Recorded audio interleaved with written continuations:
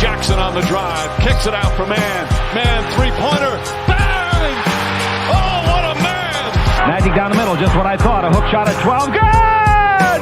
Here's Michael at the foul line, a shot on Elo, Good! The Bulls win! They win it!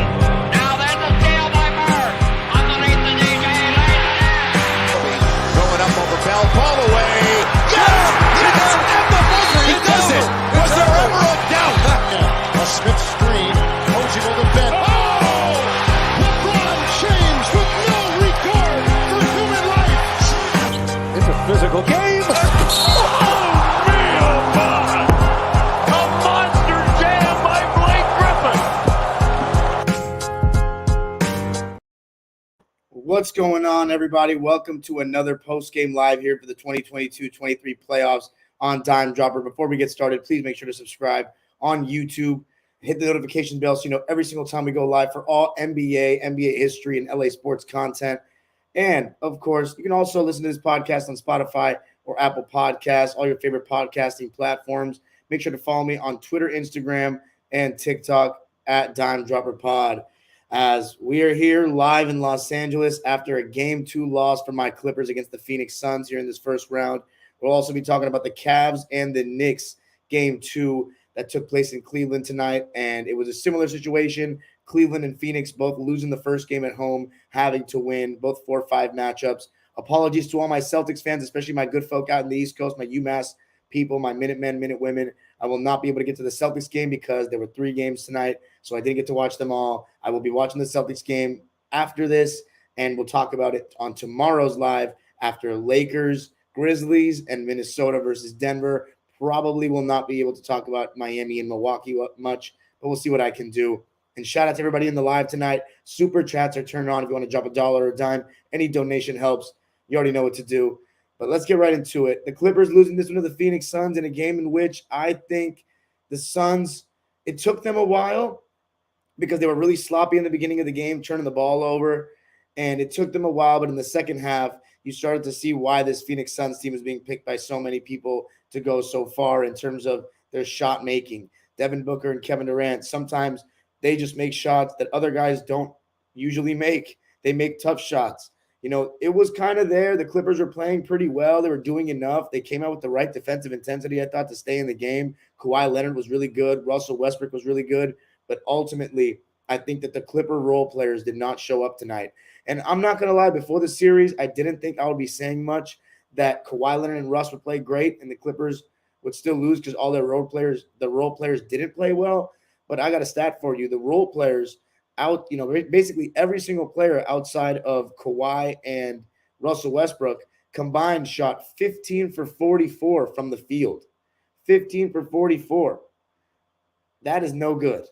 I don't got the exact percentage off the top of my head, but that is no good. So we are going to need much better, especially in a game in which the Suns starters all played fantastic. I mean, that's 35%.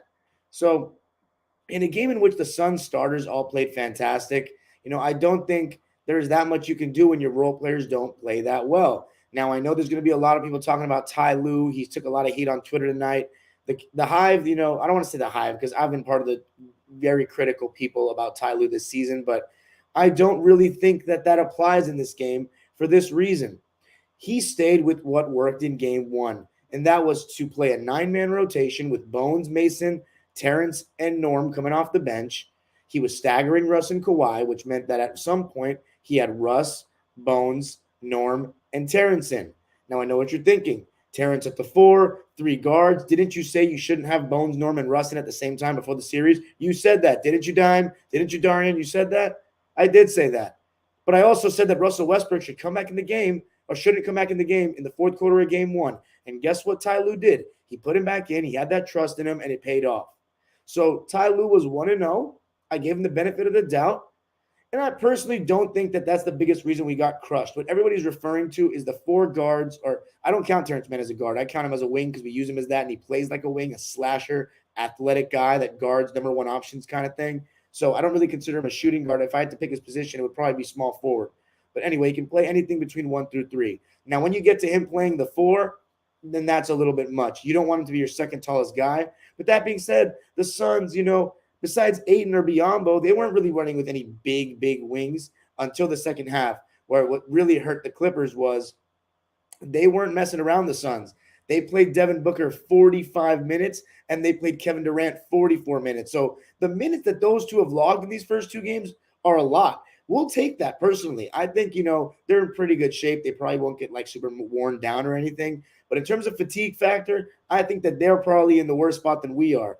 For them to play that many minutes just to win a game 2, I think mission accomplished tonight, man. I really, and you might think, oh, look at this fucking loser, man. Thinks a loss is okay. It's not that a loss is okay. It's that I didn't expect us to steal 2 games without Paul George against a team with Kevin Durant, Chris Paul, Devin Booker, and DeAndre Ayton on it. Sue me. We're not picked to win this series. I want everybody to keep perspective. A lot of people are freaking freaking out way too much. Guys, I know that's ironic coming from me, the rager, the spammer, the rager. Hey, Mr. Rager. That's all I can fucking think of right there. But look, I'm smiling because we got what we came for. We got what we came for. All I said was, don't do what the Knicks did tonight. Sorry to my Knicks fans. Show up and make them work. We had Kevin Durant and Devin Booker playing 40-plus minutes. Could we have done some things differently? Yes, but I just don't think this was the one. D-Book and Kevin Durant were hitting everything in the second half. Kawhi can't guard every single one of them. They were killing the drop coverage. Now, that goes back to Ty Lue. Let's start with the 4 guards thing. As I said, it worked in game 1. The problem was that first little 2.5-minute stretch in the fourth quarter, Kevin Durant and Devin Booker were still in, and we had Kawhi out, and they went up by 11. Chris Paul started getting hot. He started getting to his right. And again, you've seen it in this series. I think Chris Paul's only made 2 shots going to his left in the first 2 games, and they were both full stop, basically open. Everything else, the contested ones, they're all going to his right. So we've read the scouting report. We've done a pretty good job thus far with him, but he had a really good second half. He really did. But Devin Booker was just, you can argue he was the best player on the floor in this game. But I still think Kawhi Leonard has been the best player on the floor through two games. I think on both ends, I think you got to realize the weight that he's carrying and how many good shots he's creating. I think he was let down by his teammates tonight. I truly do. And Russell Westbrook came to play. I also think Terrence Mann was pretty good. And honestly, if I had to say anything about Ty Lue, it's that same thing. He didn't play Terrence Mann enough. 26 minutes. He was 3 for 3, made both his threes tonight, 10 points. He was playing really good defense on Chris Paul, especially in the second quarter. I think he deserved more minutes. So I think he stuck with Eric Gordon too long in a game in which it was the bad Eric Gordon defensively tonight. He just didn't sit in a stance at all. He didn't really fight through screens. There were times where he just kind of gave up on the play, and that hurt us. And offensively, he wasn't good. He was good from 3, though, 4 for 9. But some of them were not only just wide open that he should have made. Inside the arc, he was no good, and he ended up shooting 33% from the field overall, 33% on 4 for 12 shooting. So we're going to need better from EJ. I also think Norman Powell, I talked about him before the series, averaging 18 to 20 points efficiently, and I thought that's what we were going to need to win the series. The first one was Kawhi playing like the best player in the series. He's done that the first 2 games. He's done his part. Norman and Russell Westbrook has done his part for me. He's had a really solid first 2 games. Norman Powell, though, needs to be better. Because here's the thing about the Suns. Their bench is nothing. I was right that they were going to put in TJ Warren in this game. And I was right in the episode I did with Locked On Clippers yesterday that they were going to run KD off way more off-ball actions to free him up. And they were going to try to get him the ball on the move and already, 18 feet and in. So he doesn't have to work too hard. Doesn't have to catch the ball behind the 3-point line so much. And Monty did that. A big thing is, guys, Monty adjusted. The onus was on the Suns. So you guys are getting way too mad, I think.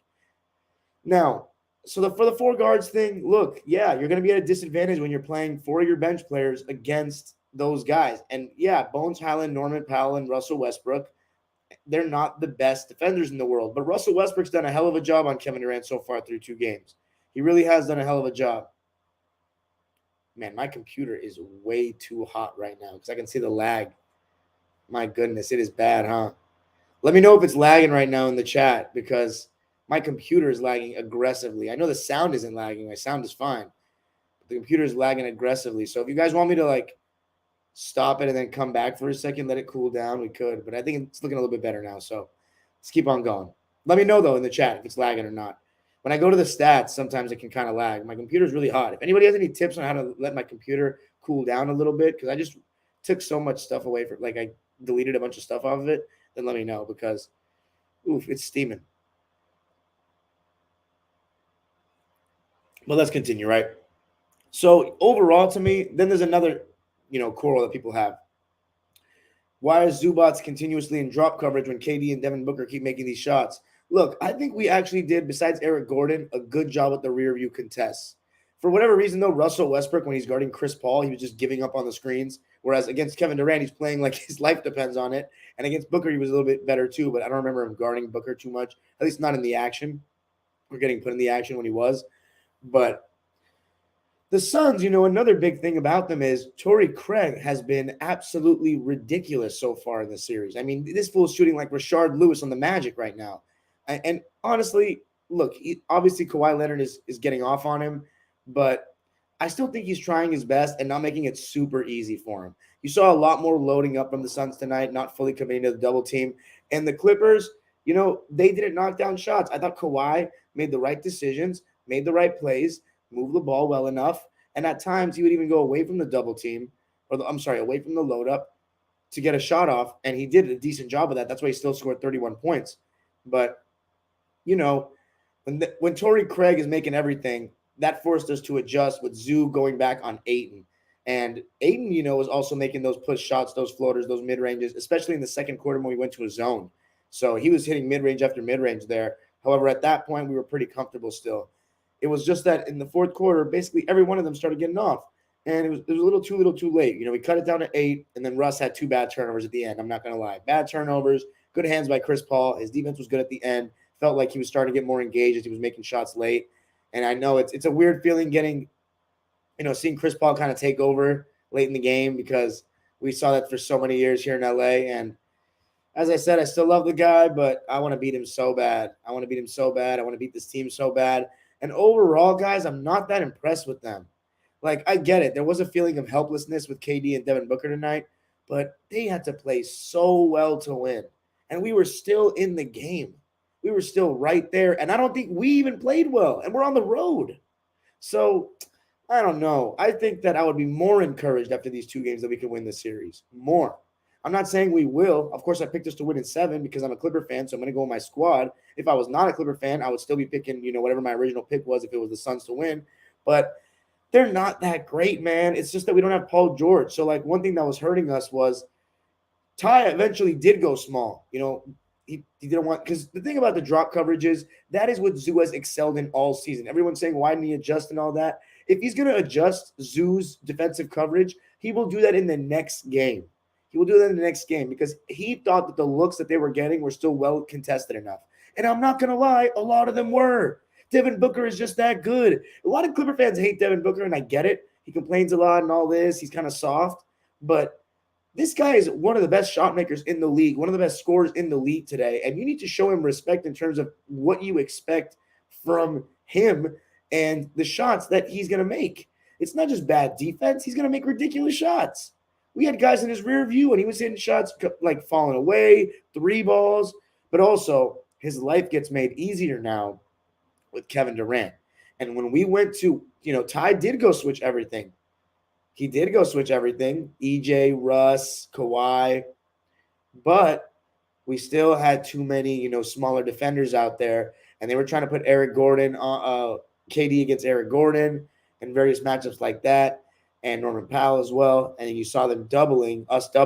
They moved the ball around. Chris Paul was doing a good job attacking.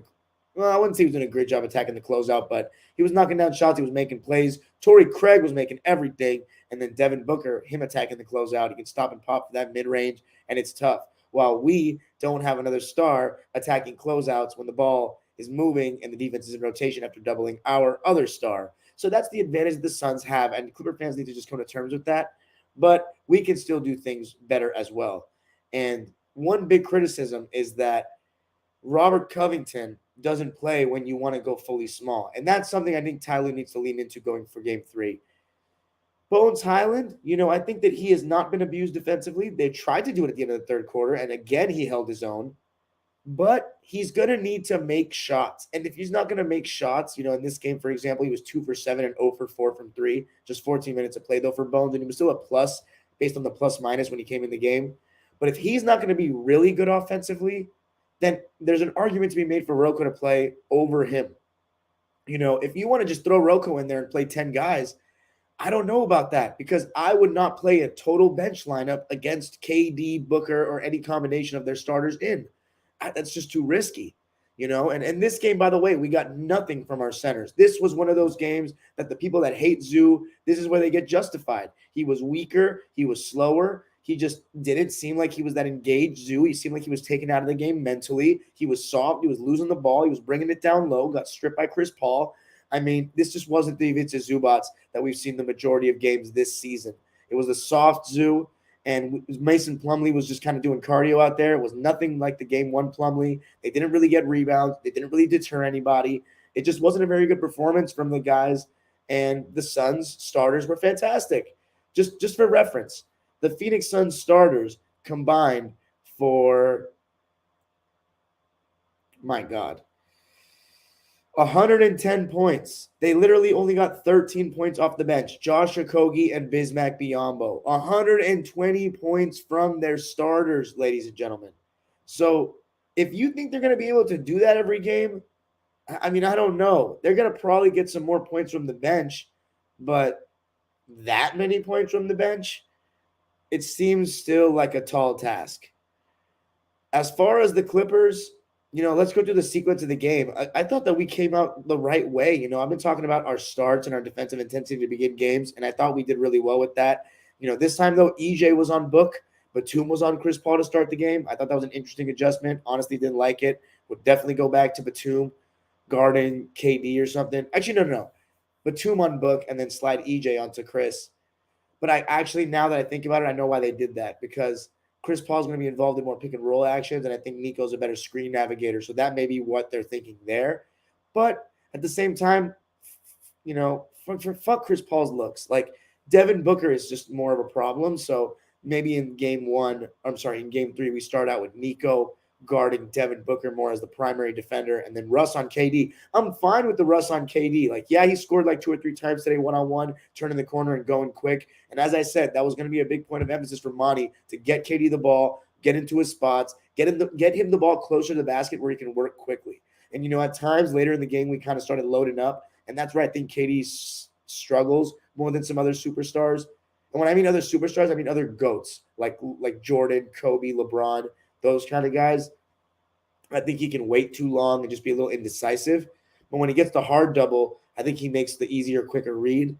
And so he was doing that, and they were getting good shots.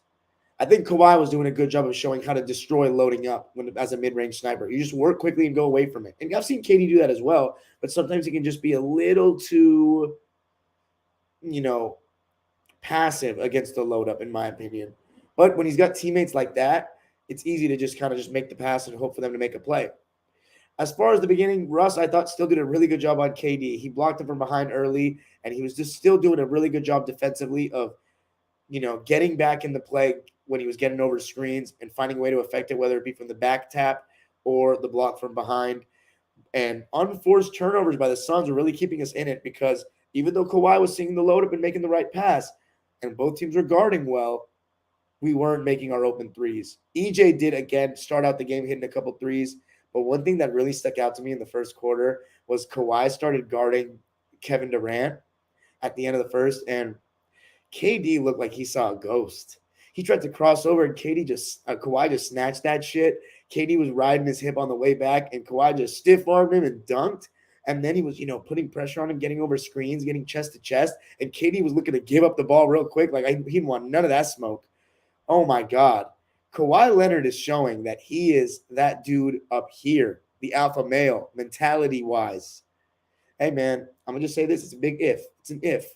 But if we win this series, I'm taking 2 over 35 all time. Yes, I said it. Even with the lack of availability. I said it. If he wins. Right now, he's looking like the best player in the series, because people want to say all this, like, again, I always say this. It's, he's got no flaws. He can shoot from all over the court. You've seen him do everything, but it's not about that. It's how much you get out of your skill set and the confidence, the mentality. People that never played sports, though, think that confidence and mentality is not actually talk ball, bro. Actually talk ball. That's not proof. You can't prove that.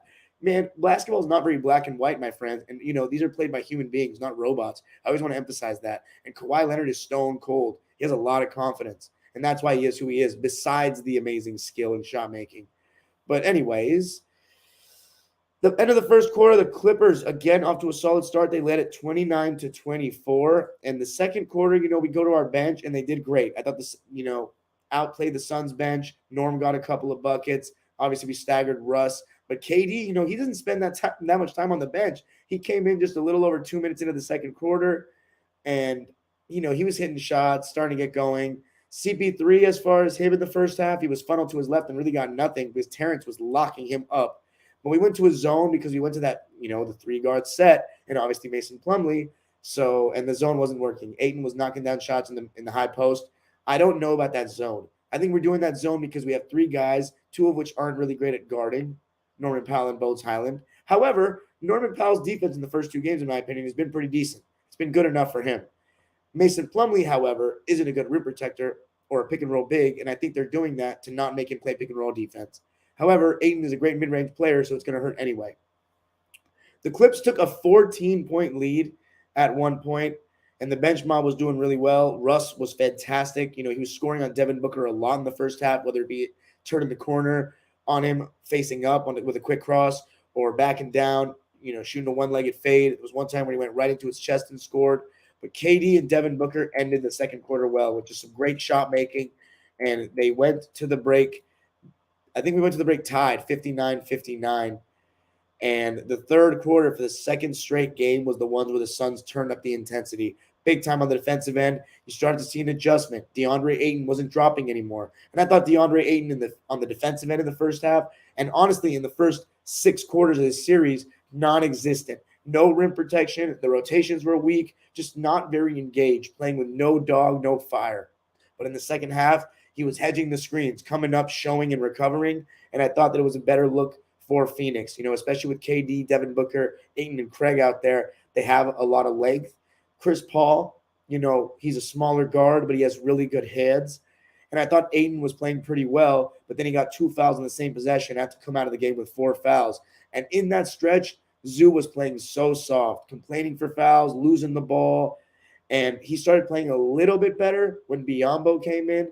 But the Suns, Devin Booker was just going nuts in that third quarter. 18 points, killing our drop coverage. But the thing is, on the drop, Zoo was in a shallow drop at times. He didn't even drop so deep. And he was shooting threes with his 7-footer's hand in his face. Like, come on. We need to give some credit to the shot making, too.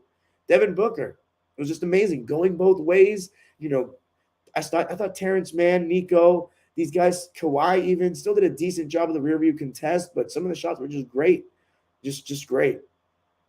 And when Ayton's hitting those push shots, that makes it harder because you don't want to just fully throw 2 at him, because if you do, they'll hit him with that pocket pass, or in that short roll situation, he's going to hit the mid-range. I thought EJ made a couple of big threes in the third quarter to just kind of keep us in it so that they wouldn't just pull away. Nicholas Batum, though, struggling on Kevin Durant. Kevin Durant started hitting shots, making tough ones, again, going both ways, getting over screens, and even one-on-one, stopping on a dime and pulling. And Nicholas Batum, God bless him. I don't mind his defense. I think his defense is still pretty good overall. He's not going to do a great job one-on-one against KD, but who is? Other than that, though, his help defense, his rotations, his running guys off the line, his contests, they're all great. But he needs to be able to make shots. We've had 2 terrible three-point shooting games from Nico. He has been really up and down this season as far as 3 balls. So this does not surprise me, but up and down. So we've gotten the down. We need the up, and role players tend to shoot better at home. I expect Nico to, at the very least, we need him to shoot well in both games, but at the very least, one of them, he's going to have one of those, 3 for 4 from 3 games. But I just didn't think our role players were making enough threes, and everybody on the Suns was starting to hit shots. Torrey Craig was not missing. We're trying to funnel this ball into other guys. They're not missing. I think our defensive game plan, otherwise, especially like starters versus starters, is pretty good.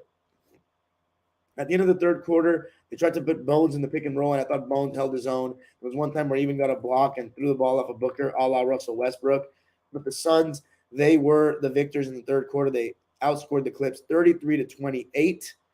So they went into the fourth with a 5-point lead, which, again, going into the fourth with a 5-point deficit, I'll take that, especially when we're up 1-0.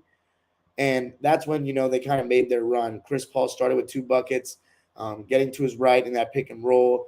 Mason Plumlee, again, not really doing much, but just some good shots from CP. They went up 98-87. We called timeout. We went small. So put Kawhi in there with, I believe, Norman Powell, Russell Westbrook. But in my opinion, we didn't leave Terrence Mann out there long enough. I think that's one of my big criticisms in this game. If I was going to criticize anything about Ty Lue, I don't think we played Terrence Mann long enough, especially in a game where he was 4 for 4 from the field. But yeah, I want to see the small lineup that we brought in. So it was 98-87. Kawhi came in for Plumlee. So we had Kawhi, Terrence, Russ, Bones, and Eric in. So again, that's still 3 guards, 4 if you count Terrence Mann. That's still not really it. You really got to get either Nico out there or Rocco out there if you want to kind of try that look. It just forced too many, if you have Bones Highland against Kevin Durant or Devin Booker, like you're going to double. But I'm sorry, not Bones Highland. It was only Bones Highland for just a second. Then Eric Gordon came in for him.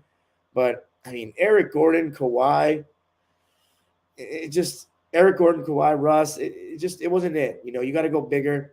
We did. We put Zubats back in the game with 6:52 left, but we took Terrence Mann out instead of Eric Gordon, and I think that was a mistake. So, we still had a chance. We cut it down to 6, 115-109, and CP and DeAndre Ayton had successive buckets, and obviously one of them was on a Russ turnover, and the next turnover he had, CP3 made that step back. So we were down by 12, and that was basically it. So in conclusion, the role players need to step up. I think Ty Lue, so there's the adjustment, right? Do we want Zoo to hedge the screens? Because then he could have the corner turned on him, and he hasn't hedged ball screens all year. He's a drop big, and he's good at it, but these are fantastic mid-range players. So if Zoo's going to come hedge the screens, that's going to put us in 4-on-3 situations defending, and Torrey Craig has been making threes, and one of those players that's going to be open is going to be either KD or Book if they're not handling the ball. So that's going to be tough.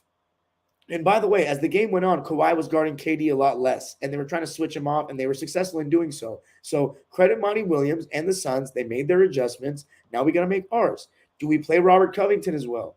If we're going to go small like that, and we should consider it. If Mason is going to give us nothing, we should consider going small with Rocco. I love the idea of going Rocco, Kawhi, Terrence, Nico, and Russ. We can do that. Or instead of Nico, maybe Norm. Russ, Norm, Terrence, Kawhi, and Rocco. Maybe we can try that. But if Nico starts making threes, it would be great to have him out there because his defense is still good. So we'll see. We need everybody to step up individually, though, as far as the role players. That's the biggest thing. But let me read the stat lines for this game. For the Phoenix Suns first.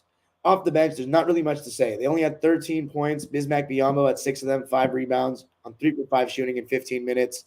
Josh Okogie, I said we'd get more of him, but we didn't really. But he did play better. 7 points, 3 rebounds, and 2 assists, and also 0 turnovers. 2 for 4 shooting and 1 for 2 from 3. The Clippers, by the way, turned the ball over 15 times. The Suns 11, so they did a better job taking care of the ball. Probably a couple turnovers less could have helped the Clips there. Landry Shamet came in for 14 minutes, and again was Landry Sham. Did nothing. A donut. As for the starters, as I said, 110 points combined between the 5. Torrey Craig, 17 points, 2 steals on 6 for 9 shooting and 5 for 8 from 3 in 32 minutes. He is playing amazing right now. He's never played basketball this well, and I am convinced of that at the NBA level. DeAndre Ayton, 14 points and 13 boards, a solid game for him. Easy double-double, 7 for 10 from the field, 70%. So, again, I always think that they should get Ayton more involved. But they don't really like doing that, and it's going to be even harder with these 3 other guys. Chris Paul, a really good second half for him, 16 points, 4 rebounds, 8 assists, and then CP3 fashion, taking care of the ball, only 1 turnover, 8 for 14 from the field, and 0 for 1 from deep. And the one he shot, I was happy with the defense on that one. We helped off KD and let Chris Paul shoot a catch-and-shoot 3 because we didn't want KD just pulling for the mid-range over someone. And forced to miss. As far as Booker and Durant, KD with 25 points, 6 rebounds, and 5 assists to go along with a steal and 2 blocks. But he also turned the ball over 5 times. So of the 11 Suns turnovers, 5 came from easy money sniper. So we'll take that. But he was 10 for 19 from the field, 0 for 4 from 3, 2 wide open threes missed in the fourth quarter for KD, which were very uncharacteristic. But he also played 44 minutes. So I'll take that. He played well. He did what he took to win. But he played a lot of minutes, so I'll take that as a Clipper fan. Devin Booker was the Suns' best player and probably the player of the game overall tonight. 38 points and 9 assists on 14 for 22 shooting, 4 for 7 from deep, and 6 for 6 from the line. The Suns were 13 for 14 from the foul line, and that's not even that many free throws. Part of it's because they don't get to the basket at all. It's all mid-ranges, really. As for the Clippers, we actually were 28 for 31 from the line. So a really good foul shooting night. Zubac missed 2 of the free throws, 4 for 6 for him. Russ, 8 for 8 from the line. So we'll take that all day long. Man, it feels like I feel like my stream is completely lagging right now. It's looking so slow because my computer is burning up. But I know that the sound still sounds good. So Spotify and Apple Podcast people, I apologize for saying that stuff so much. But Devin Booker, 38 points, 9 assists on 14 for 22 shooting, 4 for 7 from 3, and 6 for 6 from the line. This was, by the way, also Scott Foster. The streak ended. The Chris Paul, Scott Foster reffing streak. He was what? I believe it's 27-2. 2-27 with Scott Foster reffing in the playoffs in Chris Paul's career. The only 2 wins were one against Dallas in 2008, and then 2013, our game against Memphis, game 1, where we beat them pretty handedly. So he broke that streak in this one. But let's see. As for the Clippers, Bones Highland was the least played bench player. He played 14 minutes. He had 6 points on 2 for 7 shooting and 0 for 4 from deep. He was +2. I like his defense so far, but he needs to make shots, especially the 3-ball, because he's getting open looks. Mason Plumlee played 14 minutes, had 2 points and 2 boards, 0 for 0 from the field, and a turnover. Nothing there. Terrence Mann Nico Batum played 19 minutes. He was 0 for 4 with a donut. Need more from Nico. All 4 threes missed. Needs to be better. Terrence Mann, 26 minutes, 10 points, 2 rebounds, 3 for 3 from the field. Absolutely needs to play more than that, especially when he's shooting well. And the defense that he was playing on Chris Paul, and considering Chris Paul went off a little bit at the end. So that's no good. Need to adjust there. Playoff Terrence Mann. Come on, Ty. How about Norman Powell? I said 18 to 20 points we need from him. It hasn't been there. 12 points, 4 boards, 2 assists, and 2 steals on 4 for 11 shooting and 0 for 3 from deep. He was also 4 for 4 from the line. The one thing with Norm, his 3-ball has really lagged behind since he's come back. Even in those 3 games before the season ended, he was playing really well. He has not hit the 3. He shot like 37% this year from there. He needs to hit that. He needs to. I mean, because that's what he does. He hits 3s. How about the other starters? Ivica Zubac, thought he was poor. Nothing like game 1. 8 points, 6 rebounds, 2 steals, 3 turnovers on 2 for 7 from the field, 4 for 6 from the line in 29 minutes. EJ, no good. 12 points on 4 for 12 from the field, 4 for 9 from deep, though, so he shot well from 3. And then Russ, 28 points, 5 rebounds, 5 assists, 2 blocks, 3 turnovers. Both of them were pretty crucial. But 9 for 16 from the field, very efficient. 2 for 3 from deep and 8 for 8 from the line. That's amazing. I'll take that all day from Russ. In 36 minutes, and then Kawhi, another really good game. Both ends of the floor. 31 points, 8 rebounds. Just seems to get to every loose ball with those hands. 7 assists, 3 steals, 3 turnovers, though, so not great there. But 11 for 20 from the field. I'll take that 55% all day. 3 for 5 from deep. Just everything seems to be going in.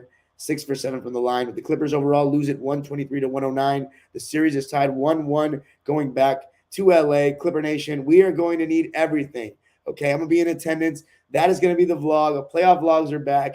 We need it to be like 2015. We're going to need to do everything we can to help get this team over the finish line. And, they're going to need all the help they can get. They really are. We need to defend home court. Both of these games are must wins. Both. We need to get them both, go up 3-1, and then make them squirm. Do I think that's going to happen? No, because we haven't been a good home team. So I think it's going to be a split. But let's just focus on one game at a time. Game 3, we need to win, and we need everybody to be fucking loud. The Clippers shot 44% from the field overall, but 37% from 3, which sounds good, but it just wasn't it. 11 for 30, but it just wasn't it to me. The Suns shot 59% from the field, 42% from 3, and 93% from the line. They were pretty amazing overall. But next, I am going to go to the Cavs and the Knicks. It was a really terrible game, honestly. extremely one-sided. And I'm going to be talking about that in a second. For the audio people, you're just going to hear it right now. But for the people listening on YouTube, I'm going to let my computer cool down a sec before I come back. All right, hold on one second, guys. It's going to go black for a sec, but do not go anywhere. I'm just letting it cool down.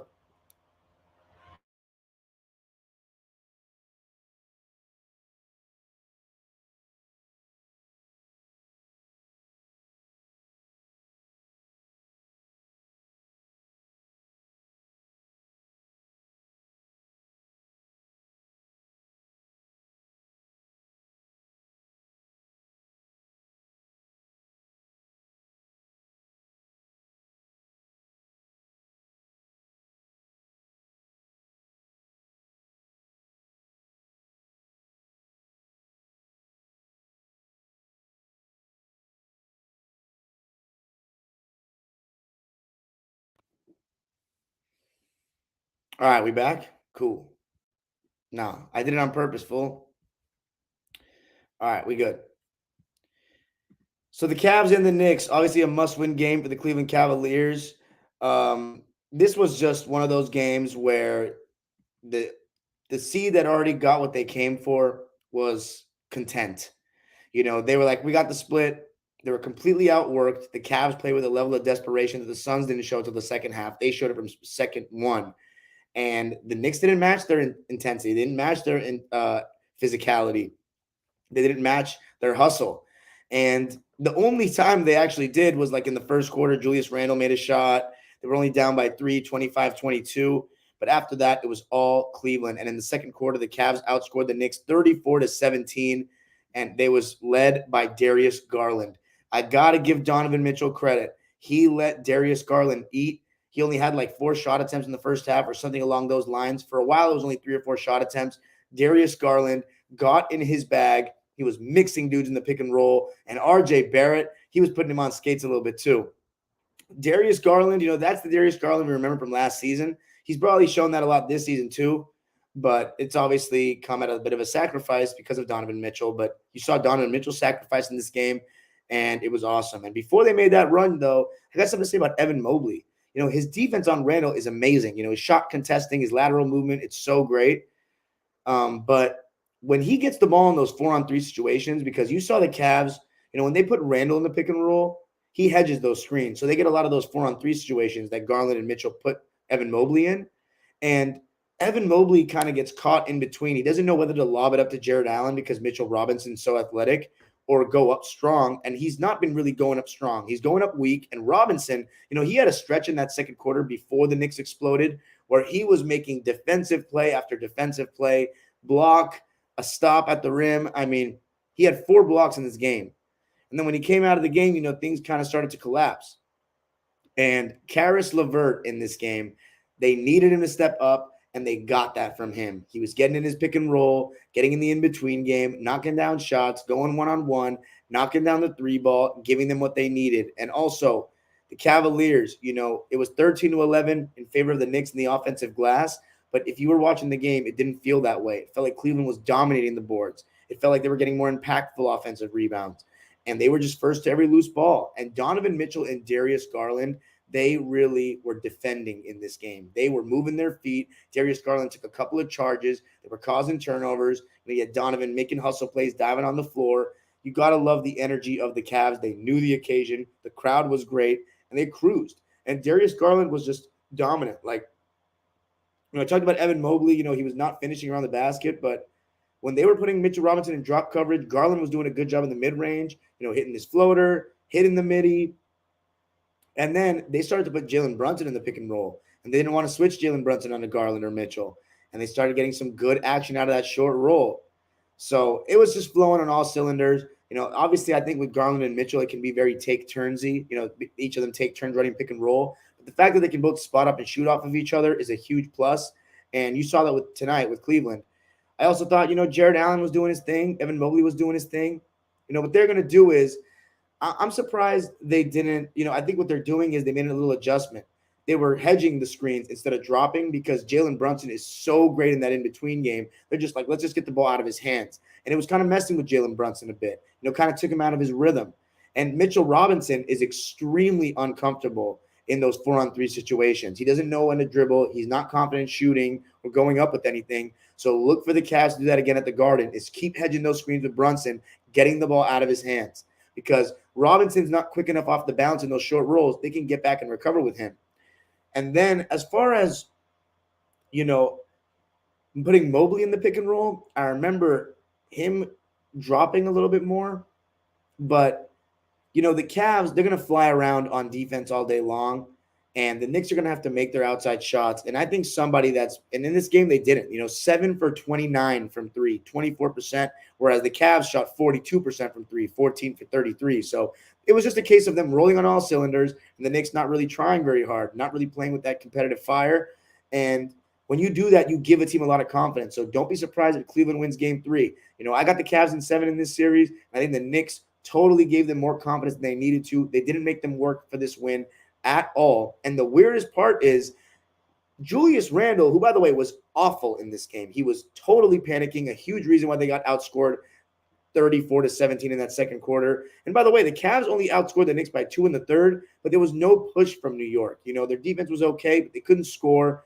And Cleveland's defense was just so sharp. It was exactly showing why they're the number 1 defense. But I also think the Knicks' offense was putrid. Julius Randle, he needs to stop going one-on-one against Evan Mobley.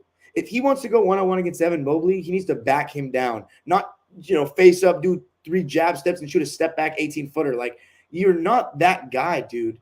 And the more he thinks that, the more the Knicks are going to suffer, because the ball in Jalen Brunson's hands is when the Knicks are best, and they need to honestly lean heavier into Brunson being super ball dominant. And I would honestly put Mobley in the pick and roll with Randle setting the screen and just counter with that. Put him in pick and pop actions a lot more in New York. That would be my big adjustment.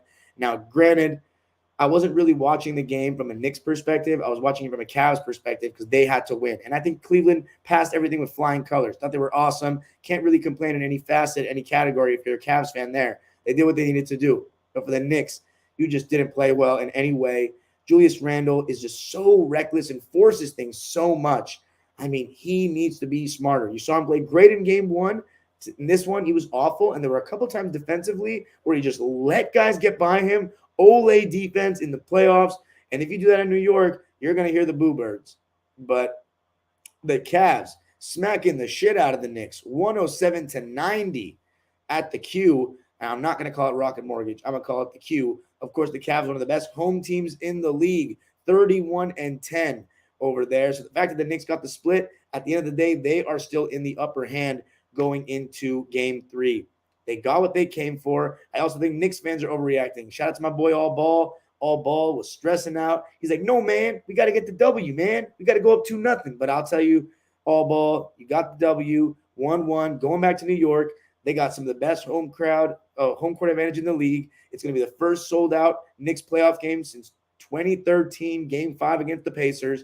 It is going to be rocking in the Garden. So please don't lose hope and don't be too mad. I would be a little mad, though, that they made it so easy, but Jalen Brunson didn't have a good game. I expect him to bounce back. Let's read the lines for the New York Knickerbockers. They went 9 deep. Also adjustment. Deuce McBride. He is their best guard defender besides Josh Hart to me. He needs to play more, because there was one possession at the end of the third quarter where he locked Garland up, and then he just didn't see the floor much. 3 minutes played for Deuce. He needs to play, in my opinion, which would force them to go 10 deep. And I'll tell you who needs his minutes cut. I'll get to it in a second. But Emmanuel quickly. Actually, let's go to Obi Toppin first. Obi Toppin played 15 minutes, 7 points, 3 for 8 from the field, 1 for 4 from deep. Nothing there, in my opinion. Mitchell Robinson only played 21 minutes. I think, we were talking about it with some of my New York guys, and they were saying that his defense, his stamina. His stamina is not the best. He doesn't really play that many minutes, and it sucks because he really is an amazing rim protector, and he's a very good offensive rebounder. He needs to be able to play more. 2 points, 5 boards, 4 blocks, but only 1 for 2 and in 21 minutes only. Obviously, this game, he played less because the game was pretty much decided. But that being said, this dude Tibbs, I can't forget this, left Julius Randle in the game when they were down 26 points, and he got injured. Tibbs has a history with just overworking his players and just being weird and just being a little too militant. If he's actually hurt, and he suffers in his play or doesn't play in game 3, then like just there's no excuse for Tibbs, man. It's ridiculous to have him out there down 20. Quentin Grimes, he's been very quiet in my opinion in the first 2 games. I thought he did well enough defensively in the first game, but in this game he gave nothing. 4 points, 3 rebounds, 2 assists, 3 steals, 0 for 2 from the field, 0 for 2 from 3. All his points are foul shots, nothing there. As far as Emmanuel Quickly, the guy that I've had the favorite for 6th man of the year I picked, his field goal percentage looks good, but I don't remember those points at all. I don't think he's been very effective the first 2 games. 12 points, 4 for 8 from the field, 1 for 4 from deep, 3 for 4 from the line. Just not much from IQ. Josh Hart, not a good game compared to the one he had the other day. 5 points, 4 boards, 2 for 3 from the field, 1 for 1 from 3 in 27 minutes. He was a team worst minus 29. I don't think that says that he was by far the worst player or anything like that. Just, I mean, he didn't have much success on the court. Let's put it that way. Isaiah Hartenstein, not much there either. 4 points, 7 rebounds, 5 assists. Remember, he had a nice and one in 27 minutes of play. He was 2 for 6 from the field. And then the other starters for the Knicks, the big 3, so to speak. We got to have a conversation about R.J. Barrett. Fabian was right by saying that he maybe should be a 6th man for this team because he's not playing well enough to start right now. And I think they're going to leave him in the starting lineup because you don't want to take his confidence away, especially going back to New York. But this guy averages 20 points a game. He has played terribly in the first couple of games. He's not doing enough defensively to make up for his shitty offense. He can't make shots. He has no bag still. And, I mean, he's just not scoring at all. He doesn't look confident. And right now, he's looking like the B word. Not the cuss word, the other word in reference to drafts. He's really looking like that. This is his 4th season. Come on. He's averaging 20 points. And first of all, averaging 20 points and not shooting that well. But at least get your 20 points. He ain't doing that. Right now, Josh Hart, I mean, he played better in game 1. And Deuce McBride should get some of RJ's minutes. 14 points on 4 for 13 shooting. 0 for 3 from deep. 6 of his 14 points were at the foul line where he was good there. 6 for 7. And then Jalen Brunson, just not a good game for him. 20 points, but 9 of them were free throws. He was 9 for 10 from the line. He also had 5 rebounds, 6 assists, and 4 steals. But the Knicks, by the way, were turning the ball over way too much. 17 turnovers, and the Cavs completely took advantage of them, just like the Knicks took advantage of their turnovers in Cleveland. It was the exact opposite. In game 1. It was the exact opposite. Offensive glass, turnovers. That's what the Knicks won game 1. That's what the Cavs won game 2, and obviously the 3-point shooting. Jalen Brunson, 20 points, 5 boards, 6 assists, 4 steals on 5 for 17 shooting, so under 33%, 1 for 8 from deep, so just not a good night for Brunson. And then Julius Randle, 22 points, 8 boards, 6 turnovers, 8 for 20 from the field, 40%, 3 for 3, 3 for 3 from the line. Shot decently. I mean, 40% is not very good, actually, but it wasn't horrendous. I mean, shot better than Brunson, but he was just terrible. The 6 turnovers. Going to need a lot better from everybody for that Knicks game. And I think that's just the worst game they're going to play all series. Unless they're up 3-1 and then game 5 they do the same shit, maybe. But that's it for me tonight, guys. Thanks for listening. There's going to be timestamps. If you only wanted to listen to one part of it, like if you only came from the Knicks side, it'll be there. Make sure to leave a review on Apple Podcasts if you enjoyed. And obviously we'll be live again on Wednesday night after the Laker game. And then, of course, after the Minnesota-Denver game. I will be also talking about the Celtics-Hawks game 2. Probably not going to be able to talk about the Heat Bucks, but if you're lucky, maybe I'll just go live a little bit later, and I'll talk about every single game. And yes, I will be going to game 3, and you will be getting a vlog, a playoff vlog. Section 208 I'll be in. Shout out to all my Clipper fans going. Please, if you do not lose your voice or have a change in your voice at the end of that game, you do not do enough, Clipper Nation. But I'll see you tomorrow night. And now I'm going to go to the live subscribers waiting patiently in the chat. Super chats are turned on if you want to drop $1 or a dime. Peace. What's up, guys? Let's see what we got. Crypto Mike says, hey there, glad to be here. Man, sucks we didn't get the win. Thank you for being here. Daniel Clifford says, finally made it to a live. Hope you're well done. Go Clippers. Crypto Mike says, love this channel. I love you. If you want to donate, I really appreciate it. Remy said, damn, I really wanted us to go up 2-0, but their starters were just on it tonight. Sun starters are playing heavy minutes, so hopefully their lack of depth starts to wear them down. I feel you, man. Yeah, I hope so too. What's up? My guy Bucket Discussion says, tough loss, but I agree, bro. All we can ask at this point is just for our guys to give effort. They obviously have a lot more talent than us, even though our bench is deep. It's just a little too much firepower. I agree. T Shug's World says, excellent recap and breakdown. Thank you, T Shug's World. I've never seen you in here. Is that a woman? If it's a woman, welcome to the chat. I didn't know I have that many female listeners, so always nice to hear that. Top River says, go Lakers. Kawhi is a baller. Appreciate you giving the love, even though you're a Laker fan. Iba says, Clippers supporting cast didn't show up today. Hopefully they show up at home. Facts. Mac for better tomorrow. What's up, Mac for better tomorrow? Says, game 1, the bad to good Westbrook. Game 2, the good to bad Russ. Wait, excuse me? Game 1, the bad to good Westbrook. Game 2, the good to bad Russ. Okay, with those 2 turnovers, I get it. Yeah. I wouldn't say you had a bad game, though. Would you? Splice TV says, I was thinking Clippers are going to go 2-0 and face the Lakers, but now I think Phoenix plays Lakers, and Lakers are going to beat them and go to the finals. Sabonis ain't going to do shit against AD. Okay, there was a lot in that statement. Firstly, the Clippers are going to go up 2-0 and face the Lakers, but we would have to go to the conference finals to face the Lakers. And now you're saying Phoenix is going to play the Lakers, but the Lakers are going to have to play the Kings if they win or the Warriors. So you're a little all over the place, bro. James Pittman says, Batum, Highland, and Powell 0 for 11 on mostly wide open shots. 3 or 4 of those falls in a different ball game. Absolutely. Couldn't have said it better myself. Kawhi Leonard Burner said Norman Powell sold. No. One person sold. Mac for a better tomorrow says the guys could get to the basket. They were just smoking dunks and layups, i.e. Powell and Westbrook. Westbrook missed a couple of layups, but, I mean, some of those are not easy. More so Powell. I mean, Westbrook still shot efficiently. Yeti Mingo says role players played awful. Couldn't agree more. Sista1 says, just need our others to step up. If our others play to their averages, we win this series easily. After the Sun starters, they have nothing off their bench. Completely agree. Zachary Darrington, what's up, Zach? Says protect home court. Phoenix plays East. It's all about shooting variation in the modern NBA. Don't stress 1-1 going back home. You're right about that. So Terrence should have been on Booker longer. I totally agree with that. He also says EJ made some boneheaded mistakes when he was handling the ball tonight as well. Yeah, I agree with that as well. Brent says Ty Lue is not going to play Rocco. He's got some vendetta against him. Yeah, we'll see. You might be right. Let me see how many turnovers Eric Gordon had. 1. Interesting. Scarlet Pup says Sun starters are going to be worn out playing 42-plus minutes every game. We just need our role players to hit those threes. Yeah, you're right. And I can't imagine how much longer they can do this, like, going forward. Like, even if they do beat us, can they do it in the second round against Denver? I don't see the Suns beating Denver. Even if they do beat us, I do not see the Suns beating Denver. But their pick and roll situation with Jokic, we'll see how much they can exploit that. Phoenix plays. He says Zubats hedging pick and rolls is a death sentence. Why do you say that? Because of 4 on 3s. Says you can switch all ball screens with that lineup. Yes, I agree, but it takes. They're going to go at the worst defender, and that guy needs to hold his own. Scarlet Pup says we're heading home, split the first road games, defend home court, and we'll be fine. Clippers in 6. Feel you. We got to defend home court though for that Clippers in 6. If we don't, probably going 7. Phoenix plays East says whoever wins this series is going to be gassed against Denver next round. That's facts.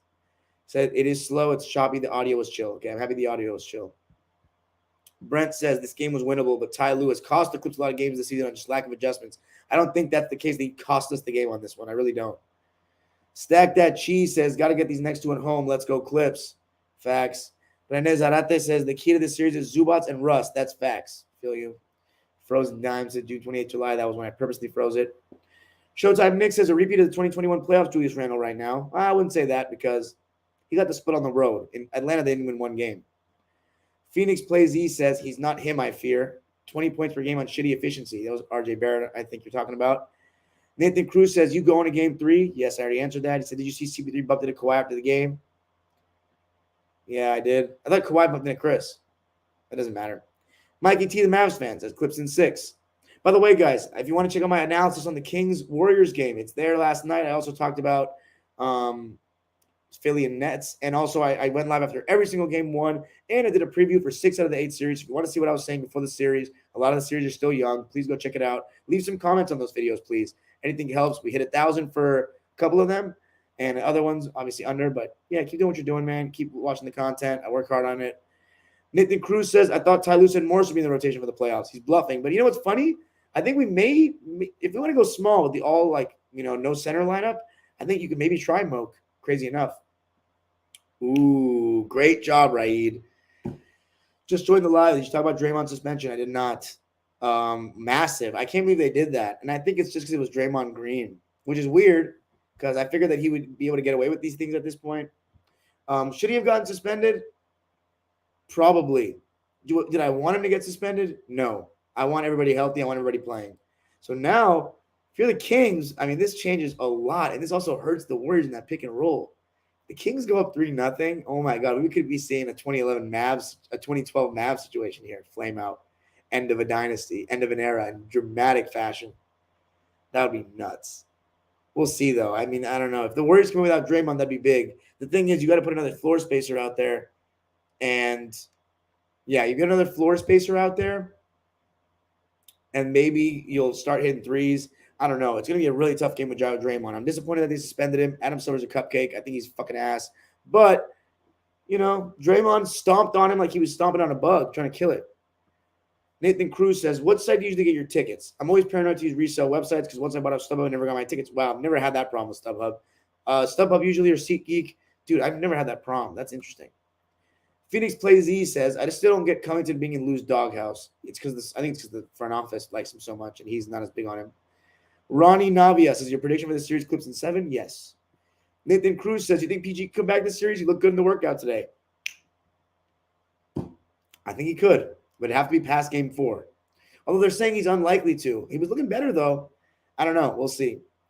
Phoenix Plays E says, also, the EJ one turnover doesn't show how bad he was at the ball. He wasted the shot clock, put up a bad attempt, or given it to someone else with no time left. I thought he was offered from what I saw. Fair enough. Bucket Discussion says, yeah, Grimes got to be better. Shaking my head. Let's see. LT_TV says, Scott Foster coming in clutch in game 3. I don't think he's going to ref the same series 2 games in a row. Mikey T says, role players travel for 1 game, I think. Powell, Batum, etc. have great games in 3 and 4 at home. Hope so.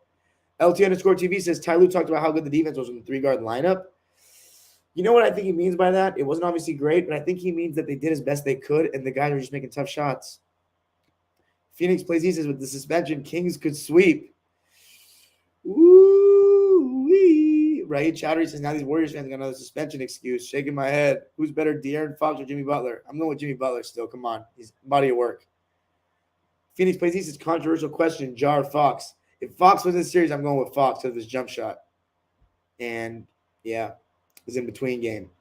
That's it for me tonight, guys, though. I got to go record Locked On Clippers. Love you guys. Please make sure you comment on this video, please, when it ends. Keep the algorithms going. I'm feeling good right now. It's playoff time. The views are high. Let's keep on pushing. Peace out, everybody. Have a great night. This episode is also available on Spotify and Apple Podcasts. And obviously, check out Locked On Clippers and subscribe. Thank you so much. And live again tomorrow night, Laker fans. I better see you after the Nuggets game. Going to be talking about the 2 games tomorrow, maybe 3, and also the Celtics game. So, Celtics fans, I apologize I didn't get to you. I'll be getting to you on Wednesday night. Peace.